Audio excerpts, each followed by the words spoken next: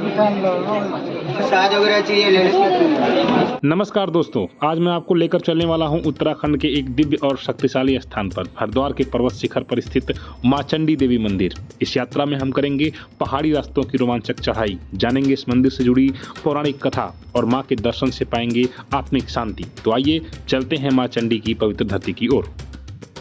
दोस्तों, Haridwar railway station से इस मंदिर की दूरी लगभग 5 किलोमीटर है। अगर आपने हरिद्वार स्टेशन के पास ही अपना होटल ले रखा है तो वहाँ से आप ऑटो के माध्यम से यहाँ आ सकते हैं। 40 से 50 रुपये किराया लेते हैं वे और आपको यहाँ छोड़ देते हैं। यहाँ आने के बाद आपके पास 2 रास्ते हैं।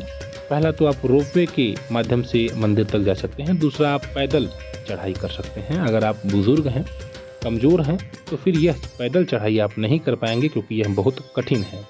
मां मनसा देवी मंदिर की चढ़ाई आसान है, उसे आप जा सकते हैं, उस पर आप चढ़ाई कर सकते हैं पैदल। लेकिन मां चंडी देवी मंदिर की जो चढ़ाई है वह काफ़ी कठिन है। दोस्तों, इस मंदिर पर चढ़ाई करते समय हमें रास्ते भी टूटे हुए दिखाई दे रहे थे, जैसा कि आप देख पा रहे हैं, और ऐसे रास्तों पर चलना काफ़ी मुश्किल भरा हो सकता है। आगे जैसे जैसे हम बढ़ते जाते हैं हमें दुकानें भी मिलती हैं।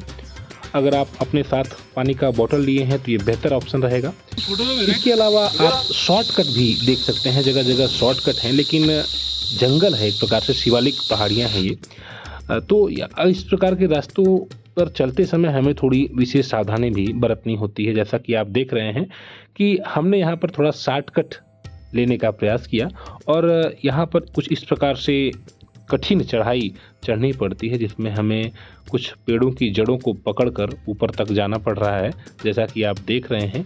और अगर यहाँ पर पैर फिसलता है तो फिर खतरा बढ़ सकता है और फिर आप नीचे जा सकते हैं, जिससे आपको चोट लग सकती है। इसलिए इस प्रकार के रास्तों पर आप तभी चढ़ें जब आपकी पकड़ मजबूत हो, स्वयं पर पूरा भरोसा हो। अन्यथा साथ के जो सामान्य रास्ते बने हुए हैं वह भी आप उससे भी आ सकते हैं, जैसा कि आप देख रहे हैं। लेकिन जब बरसात का मौसम आता है और जब तेज़ बारिश होती है तो जो चट्टानें टूटती हैं इन सड़कों पर ही गिरती हैं और इस वजह से सड़कें डैमेज हो गई हैं, जगह जगह क्षतिग्रस्त हैं। इस पर निर्माण इसका करवाया जाना चाहिए। देखिए, एक सीधा रास्ता है, लेकिन हमने एक बार फिर से यहाँ पर शॉर्टकट लेने का प्रयास किया। दोस्तों, बरसात के मौसम में इस रास्ते से आप चढ़ाई नहीं कर पाएंगे क्योंकि रास्ता काफ़ी खतरनाक हो सकता है। सांप वगैरह भी दिखाई दे सकते हैं ऐसे रास्तों पर। इसलिए आपके लिए बेहतर होगा कि आप रोपवे का सहारा लीजिए। हाँ, अगर सामान्य मौसम है, धूप है, तो आप इस रास्ते से आसानी से जा सकते हैं, अगर आप यंग हैं तब।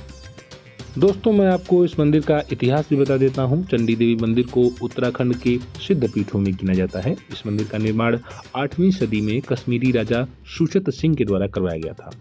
ऐसी मान्यता है कि यहाँ की देवी की मूर्ति आदि शंकराचार्य ने स्थापित की थी। पौराणिक मान्यता के अनुसार जब महासुर और शुंभ निशुंभ नामक असुरों ने पृथ्वी और स्वर्ग में आतंक मचा दिया था, तब माता पार्वती ने चंडी रूप धारण करके उनका वध किया था। युद्ध के बाद मां ने इस पर्वत की चोटी पर विश्राम किया था और यहीं उनकी मूर्ति स्थापित हुई। इसलिए यह स्थल शक्ति पीठ के रूप में स्थापित है, प्रसिद्ध है।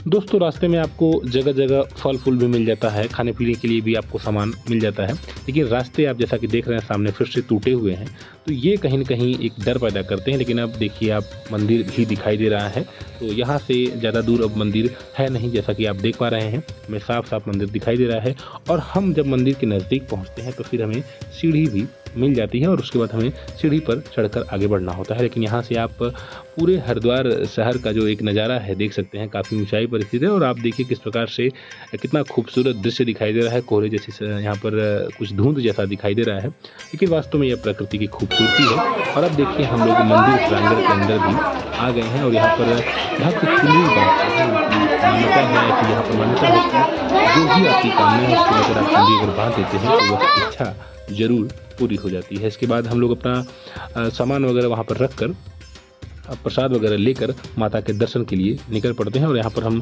अब कतारों में लगे हुए हैं और जैसे जैसे समय बीतता है हम धीरे धीरे आगे मंदिर की ओर पहुँचते हैं। जैसा कि आप देख रहे हैं, लंबी लाइन लगी हुई थी और लगभग 1 से 1.5 घंटे तक हम लोगों को लाइन में खड़े रहना पड़ा और उसके बाद फिर हम मंदिर के अंदर पहुंच सके। यहाँ पर ये देखिए माँ चंडी देवी का मुख्य मंदिर है फ्रेंड्स।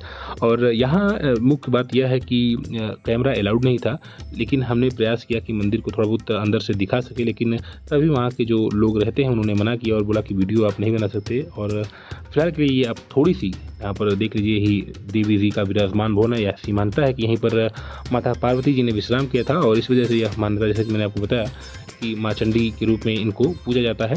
इसके बाद हम लोग दर्शन करने के बाद आगे बढ़ते हैं और यहाँ पर कुछ और देवी देवताओं की जो मूर्ति स्थापित थी, हम उन लोगों का भी दर्शन करते हैं। लेकिन यहाँ पर आप देख पा रहे हैं कि चुनरी वगैरह काफ़ी बांधी गई है। बाबा काल भैरव है, देखिए भद्रकाली जी हैं, इन सभी का हमने दर्शन किया, अन्नपूर्णा जी का दर्शन किया। और दर्शन करने के बाद फिर आगे बढ़ते हुए आप सामान वगैरह जो भी आपकी ज़रूरत की चीज़ें हैं आप यहाँ से ले सकते हैं। यहाँ की एक निशानी के रूप में आप उसको रख सकते हैं। फिलहाल ये पूरी की पूरी आपने देखा कि हमने आपको बताया कि नीचे से ऊपर तक आप किस प्रकार से जा सकते हैं। आप रोपवे से भी जा सकते हैं और नीचे उतरने के लिए भी आप रोपवे यहाँ से ले सकते हैं, या फिर पैदल भी आप उतर सकते हैं। फ्रेंड्स, फिलहाल इस वीडियो में इतना ही।